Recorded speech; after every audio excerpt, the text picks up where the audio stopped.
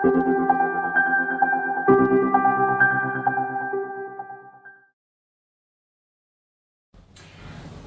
and welcome. This is Alistair Spears, the chairman of MVB and proud to be the publisher of Leaders magazine, one of the world's only magazines dedicated to sustainability, here in Indonesia and around the world. It's August 2020 and Indonesia is in its 6th month of COVID-induced crisis.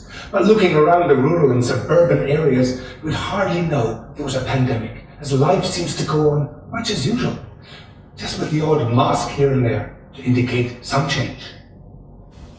However, the big company offices, the malls and the hotels are pretty empty, showing that the richer and more educated members of society have changed their working and leisure habits, and that is a really good indicator of how Indonesia works.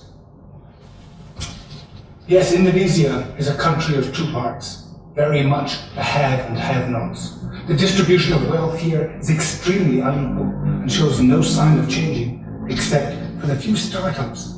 But often those startups themselves come from the well-off, the elite, and the well-educated.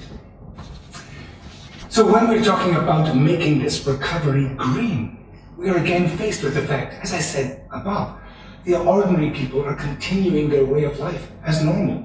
Why? Because they have no alternative.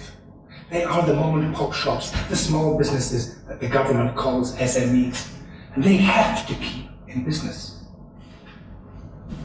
These people drive motorcycles and buy daily sachets of coffee, detergent and shampoo. They're trapped in an unhealthy, unsustainable lifestyle from which they cannot escape without serious intervention. And they are the great majority of this country. A green recovery means nothing without them. So what's needed? Well, much of the change has to be assisted. It has to be guided and mandated by the government. Not a thing I like to rely on, but in this case, it's true. And they need clean water, pumped directly into their homes from city water supplies, so they no longer need to pump it out of the ground or by plastic bottles. They also need the local shops to revert to sell bulk portions of their favorite food, drinks and household goods at the same price or cheaper than the sachets. And the government has to ban all sachets and small plastic bottles and containers, so that not only single-use plastic bags, but single-use plastic containers of all descriptions have to be banned.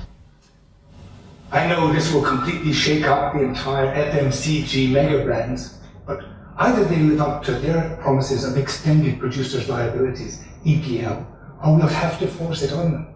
I know that many of them are trying, but we need to accelerate this process. But most of all, these people need to have their children to have sustainability lessons in schools, so that the next generation will have a head start on how to live in harmony with the planet. This generation is sadly, through sheer necessity, causing a lot of the damage. So a green recovery is more than possible if the government is ready to get on board. But since they haven't even started on compulsory waste recycling, I think perhaps there's a long way to go. But let's hope for the best. And in this issue, you'll find lots of great ideas coming from great people.